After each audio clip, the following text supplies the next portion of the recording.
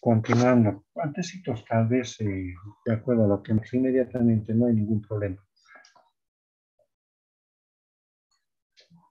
Ya, entonces, jóvenes, como están apreciando en el título, el diagnóstico de la situación fetal intrauterina.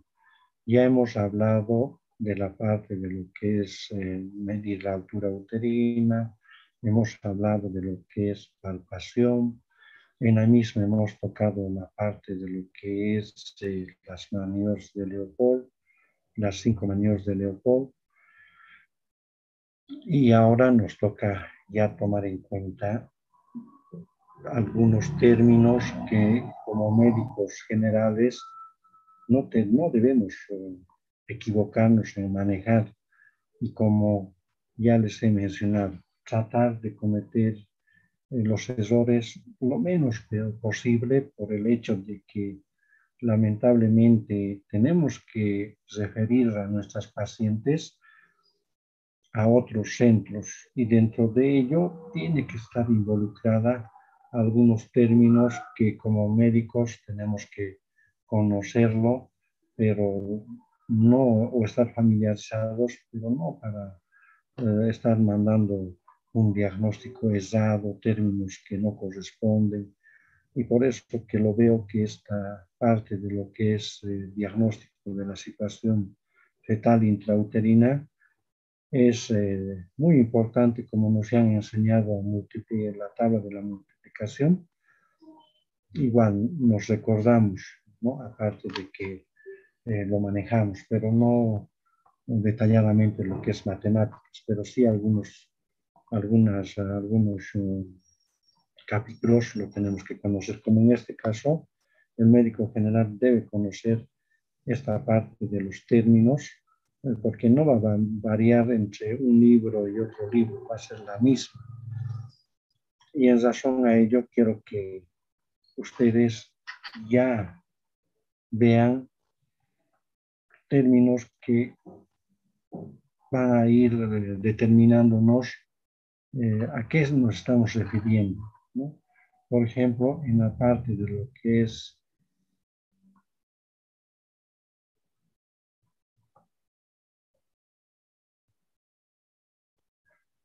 estática fetal,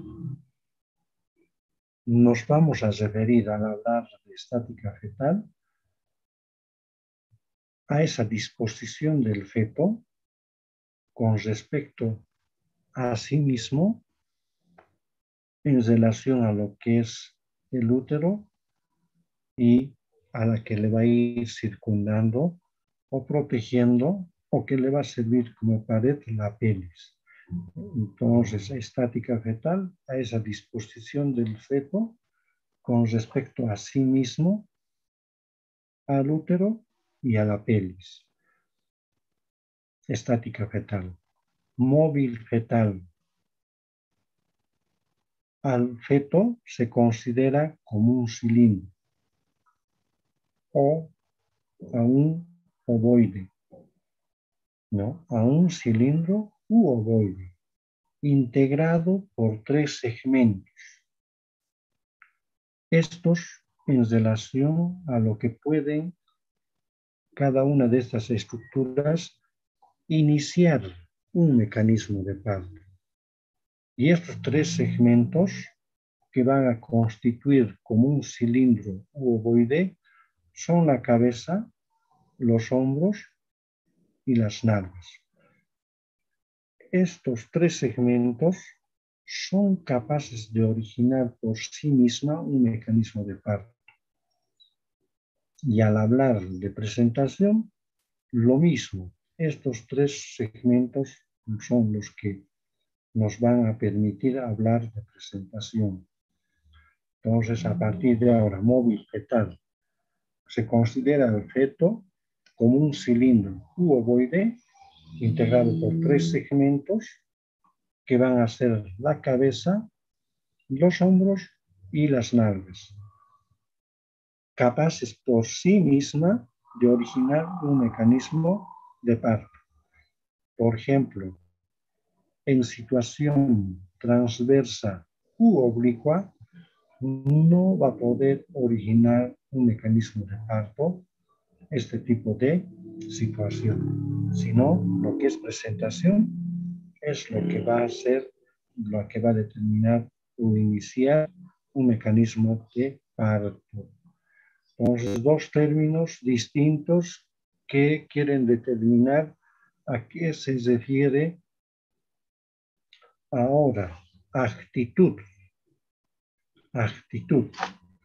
Como están observando en esta imagen, en la parte inferior, a esto estamos refiriéndonos al decir actitud. Y como concepto, que no va a cambiar, como les mencionaba, en el libro de Uranga, o de Calatroni, Pérez Sánchez, o de Chirembel, o cualquier tipo de libro, la actitud va a ser la misma, porque es lo que quiere interpretar el concepto, a esa relación que guardan los distintos segmentos fetales entre sí, relación que guardan los distintos segmentos fetales entre sí, vale decir, la relación entre la cabeza, el tronco y las extremidades. La actitud normal es esta, como en la imagen, que nunca más nos vamos a olvidar. Esta, la actitud.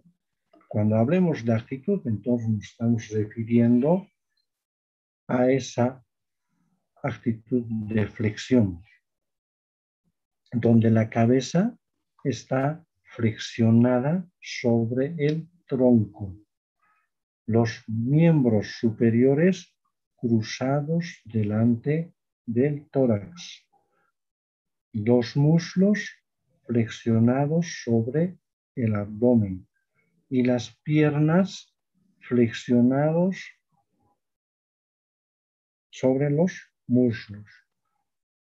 Entonces es esta la actitud normal que está el feto dentro del vientre materno. Actitud, entonces, es la relación que guarda los distintos segmentos fetales entre sí, y vale decir la relación entre lo que es la cabeza, el tronco y las extremidades.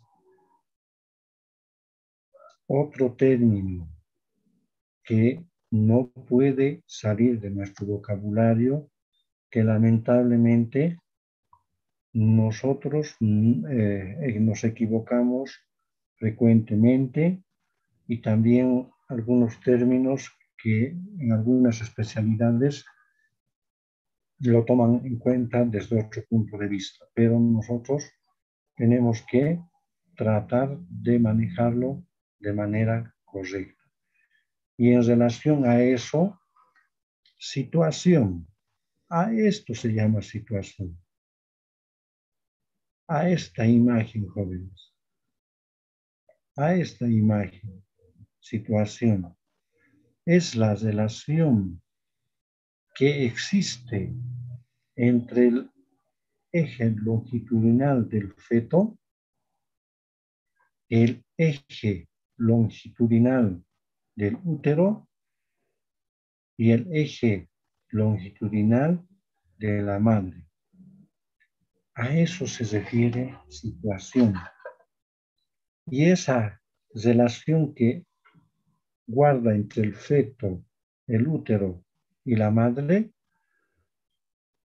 va a determinar una situación longitudinal, una situación transversa y una situación oblicua. Entonces estamos hablando ya de situación. Una situación longitudinal, una situación oblicua y una situación transversa. Esa relación entre el eje longitudinal del feto, el eje longitudinal del útero y el eje longitudinal de la madre. Esta relación va a determinar que haya una situación longitudinal, oblicua y transversa. ¿Cuándo va a ser longitudinal?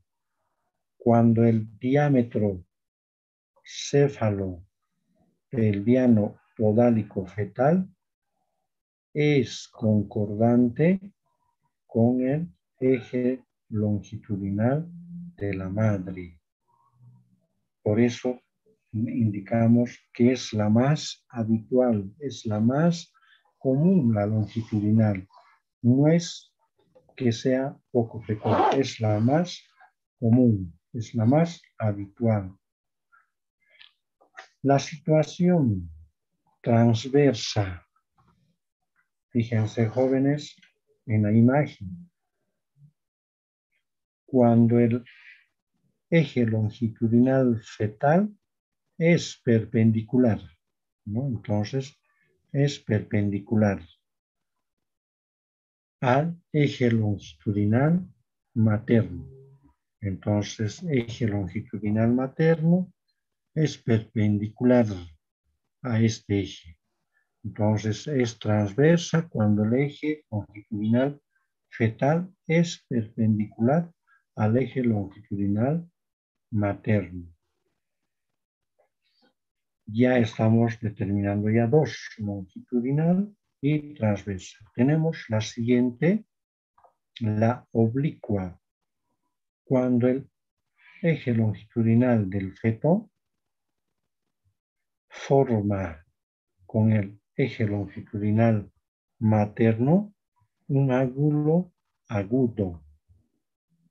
Esta situación siempre se transforma en longitudinal o transversa durante el parto.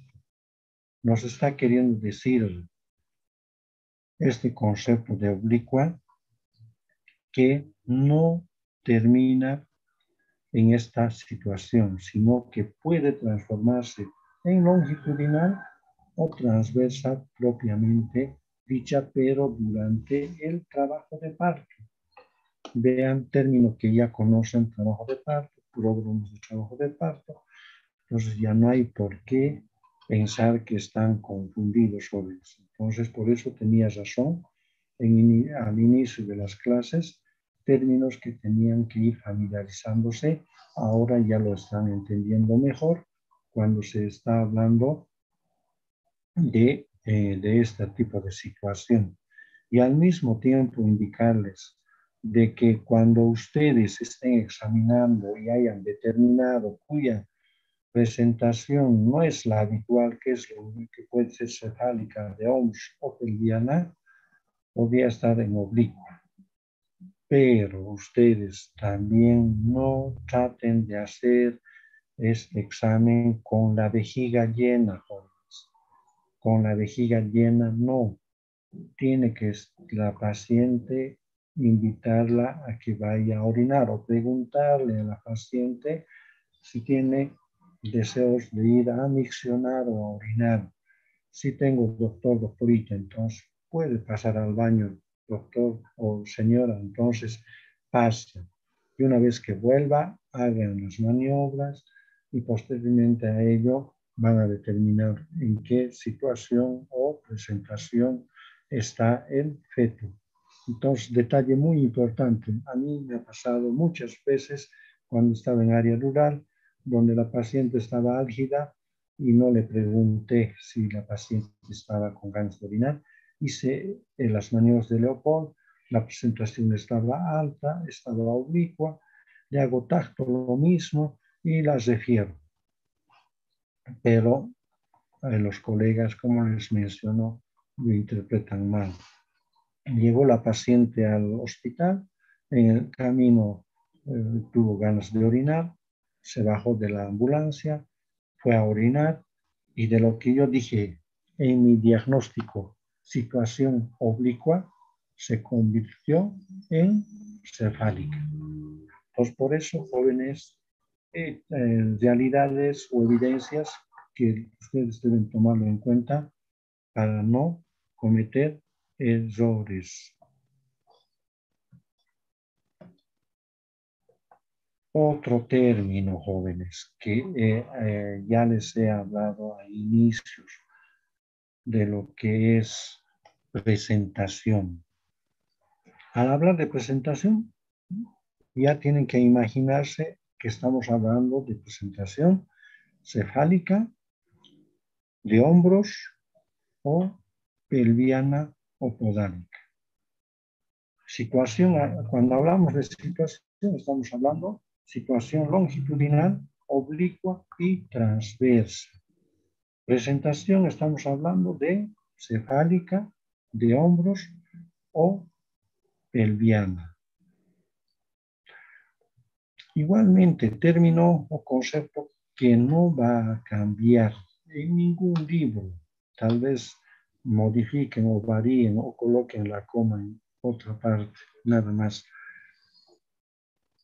Y esto es lo que en las visitas, conceptos que les van a preguntar residentes, la parte médica, todos les van a preguntar de lo que es móvil fetal, estática fetal, lo que es actitud, lo que es situación, lo que es presentación. Entonces, presentación a partir de ahora para ustedes jóvenes es esa parte del feto, estamos refiriéndonos a esto, que toma contacto con el estrecho superior, esa parte del feto. Entonces esa parte puede ser cefálica, pelviana o de hombros, que toma contacto con el estrecho superior de la pelvis materna, ocupándola, como en este caso, en gran parte, y que puede evolucionar por sí misma y desencadenar un mecanismo de parto. Entonces, un concepto que no tenemos que olvidarnos, la parte de esa parte, o es la parte del feto que toma contacto con el estrecho superior de la pelvis materna, ocupándola en gran parte que puede evolucionar por sí misma y desencadenar un mecanismo de parto. Y las presentaciones puede ser la cefálica, la pelviana y la de hombros. Y las modalidades de presentación varían según la actitud fetal. En las presentaciones cefálicas están las siguientes modalidades o variedades dentro de lo que es presentación cefálica. La más común en la presentación cefálica es la de vértice. Sin embargo, la que le va a seguir, el de Bregma, de frente y de cara. Son modalidades de la presentación cefálica y la más común es la de vértice. Y dentro de lo que seguimos indicando, dentro de la presentación podálica o pelviana, hay centros que no quieren que se maneje podálico directamente como pelviano. Eso no vamos a poder tampoco borrar. Cada centro hospitalario o escuela tiene sus principios y por tanto la mayoría de los centros maneja como pelviana. Y dentro de la pelviana podemos encontrar una pelviana completa y una pelviana incompleta. Dentro de lo que es, como en esta imagen, la actitud que está tomando el feto dentro del vientre materno, cuya parte más caudal, la pelviana, la parte baja, va a tener esta imagen de entrecruzamiento de las piernas sobre los muslos y los muslos contra el abdomen. y por tanto tiene esta actitud en la pelviana completa. Tenemos las pelvianas incompletas, que puede ser de pies, puede ser de rodilla, puede ser de glúteos o nalgas. Solamente va a estar en el estrecho superior las nalgas o va a estar emergiendo ya por el canal del parto solo las nalgas, pero en la pelviana completa es la actitud que normalmente va a tener el feto dentro del vientre materno. En la de pies, entonces, donde va a sobresalir primero uno o los dos pies. Tenemos la otra, que dentro de la presentación tenemos la de hombros. Entonces, que lo va a ocupar en gran parte el estrecho superior y al mismo tiempo es capaz de iniciar un mecanismo de parto. Imagínense, así va a estar. Y sus puntos de reparo o de referencia va a ser el acromio. Puede haber una posición derecha o izquierda. Entonces, posición derecha o izquierda en relación a la mitad derecha o izquierda de la pelvis materna o del lado derecho o izquierda de la paciente. Posición. Posición. Términos que también al hablar de la segunda maniobra de Leopold les he ido indicando que hay una posición derecha e izquierda. Y eso se determina con las maniobras de Leopold. Derecha, izquierda. Y les he indicado que la izquierda es la más común. Entonces, en relación al eje longitudinal de la madre. Entonces, izquierda, derecha. Y cuyo concepto indica como la relación que guarda el punto guía con el lado derecho o izquierdo de la pelvis materna. Entonces estamos hablando del punto guía.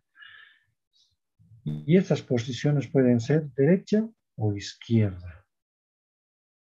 Entonces se está un poquito volviendo más detallado el examen que tenemos que hacer.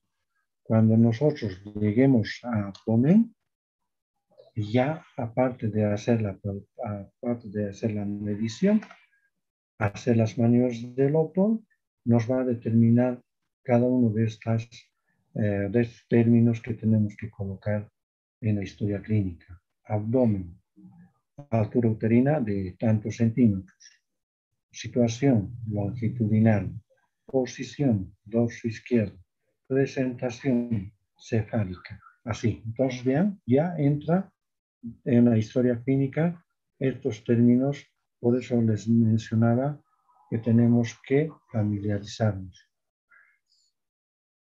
En la variedad de posición, otro término que ya es un poco más mínimo de determinar o más detallado o un concepto que nos va a permitir tomar una conducta un poco más segura. Y para nosotros, variedad de posición no es más que la relación que guarda el punto guía con la extremidad de los principales diámetros maternos.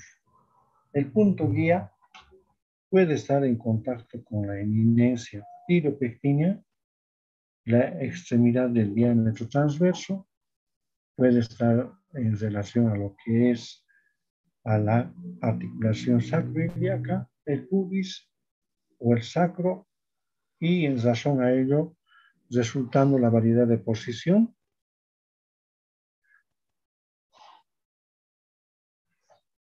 que la misma puede ser anterior, puede ser transversa, posterior, a la orientación del dorso, como están fijándose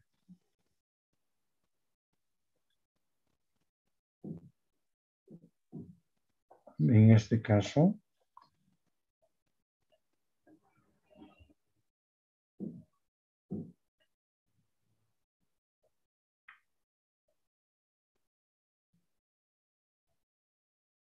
Como en este caso, en relación a la dirección del dorso.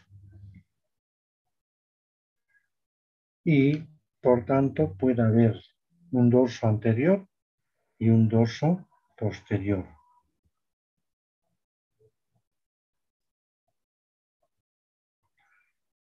Otro término que ustedes, a partir o desde el momento en que empiecen a hacer las maniobras de Leopold en la paciente, una vez que ya han empezado a hacer tacto, ya van a poder verificar estos términos, como es lo que es punto guía. ¿Y qué es el punto guía? Nos referimos a un elemento de la presentación. Y ese elemento de la presentación es elegido convencionalmente, que nos va a servir para establecer la ubicación en relación a la pelvis. Y esa posición y la variedad de posición que nos puede determinar es algunos términos en relación a lo que va a estar en contacto con el estrecho superior y en el canal del parto. Al tacto en el vértice, su punto guía, o sea, en la presentación cefálica de vértice, que es la más común, su punto guía va a ser el occipucio. En la cara va a ser el mentón, es su punto guía. En la frente va a ser la nariz. En la presentación bregmática o bregma va a ser la fontanela mayor. En la presentación pelviana su punto guía va a ser el sacro. En el de hombros va a ser el acromo. ¿Qué es lo que estoy queriendo decirles? Para que ustedes digan qué es presentación cefálica, variedad o modalidad vértice, ustedes tendrían que, todos tenemos que tocar el occipucio. Si decimos, esta es una presentación cefálica, variedad o modalidad cara, tenemos que tocar primero el mentón. Tocamos mentón, ya estamos indicando que estamos frente a una variedad cara. Si tocamos nariz en el centro del estrecho superior, vamos a decir que estamos frente a una presentación cefálica variedad frente. Si tocamos la fontanela mayor en la parte central de la pelvis, vamos a decir que es una presentación cefálica variedad cefálica. En el tacto que esté ocupando la parte central de la pelvis o del estrecho superior, el sacro, entonces vamos a decir es una presentación pelviana. Pero si está tomando la parte central del acromio, vamos a decir que es presentación de hombros.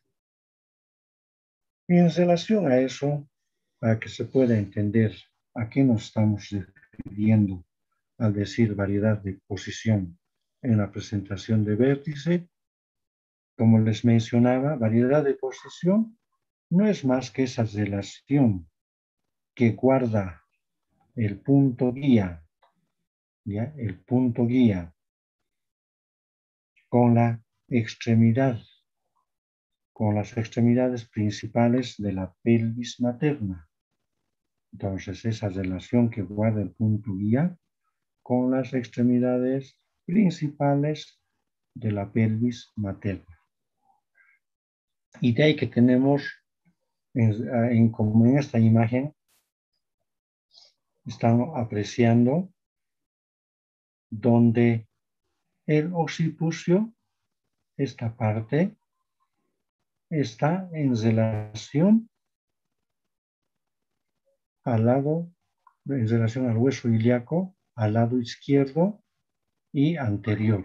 Entonces, vean, está en relación al hueso ilíaco, el occipucio, pues vale decir, es el occipito ilíaco izquierdo anterior. Ven acá, vean dónde está el occipucio, en relación al lado derecho y en la parte anterior, porque esto puede ser anterior, posterior, transverso, entonces en relación a la ubicación. Occipito, ilíaca, derecha, anterior. Vean dónde está la parte occipital. Entonces está en la parte posterior y del lado izquierdo. Occipito, ilíaco, izquierda, posterior. Y en esta imagen, ¿dónde está el occipital? En la parte posterior y en el lado derecho. Occipito en relación al hueso ilíaco, en el lado derecho y es posterior. Entonces, a eso se refiere variedad de posición. Dando más ejemplos de variedad de posición. ¿Dónde está el lado del occipital?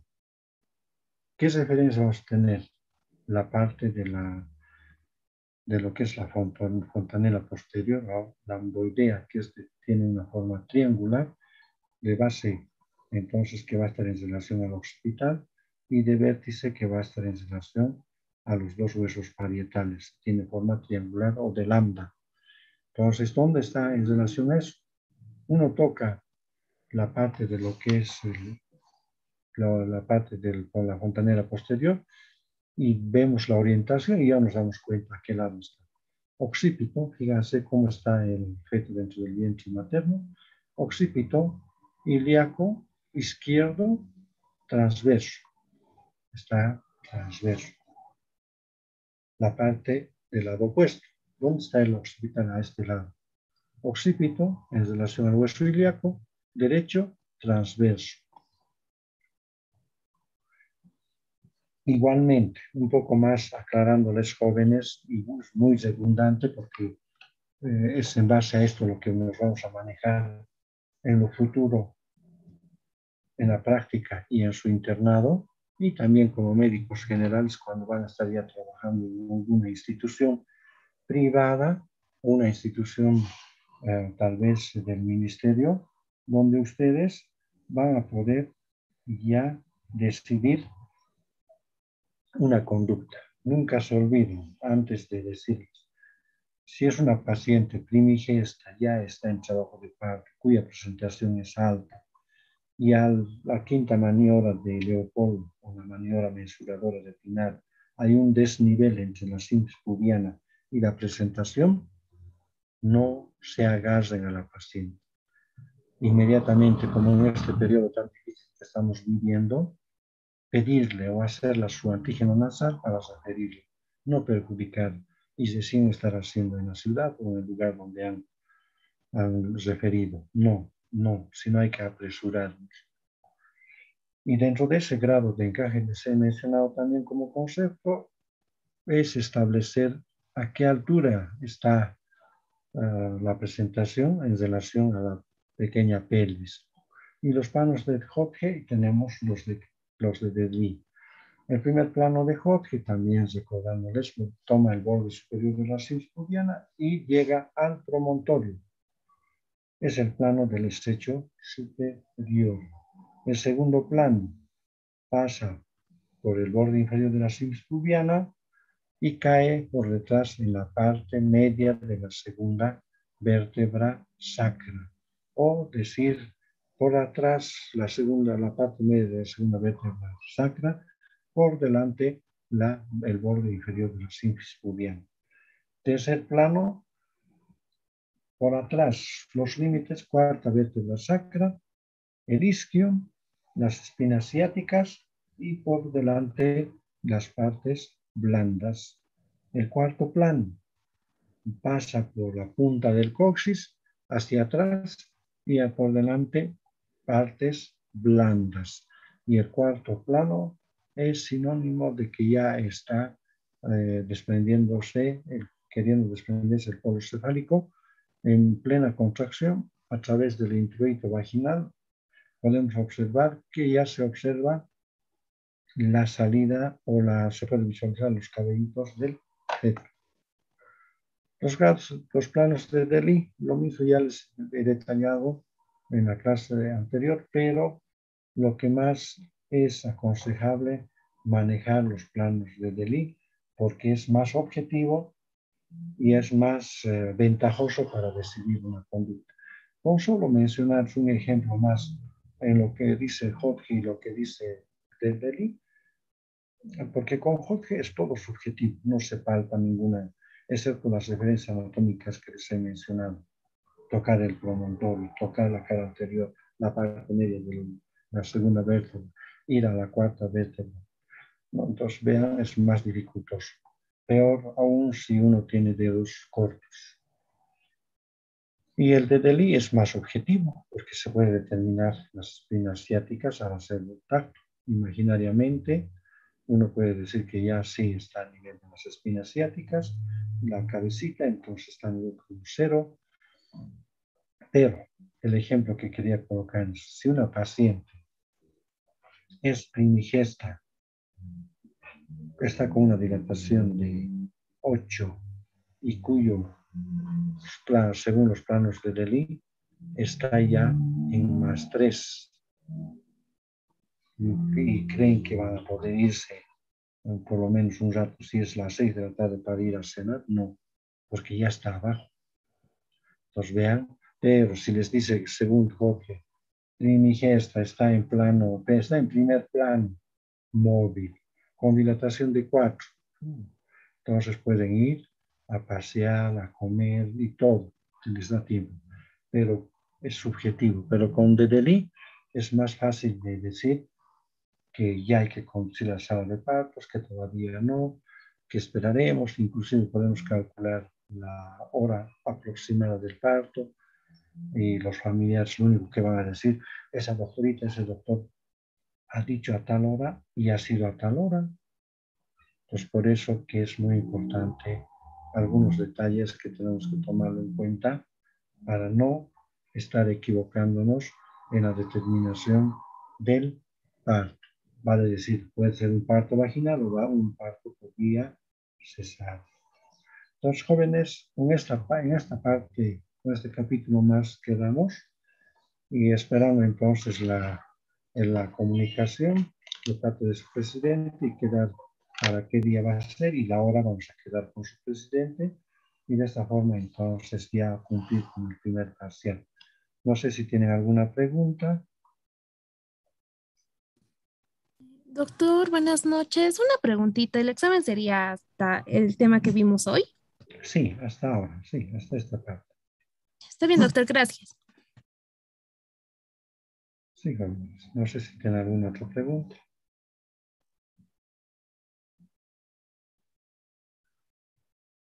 Pues no habiendo ninguna pregunta, jóvenes, entonces voy a esperar a ustedes que decidan y de acuerdo al día también que ustedes determinen, pero que no sea el lunes, por favor, que sea el martes. Y entonces me comunican. Hasta el día del examen, entonces, jóvenes, que les vaya bien. Hasta luego.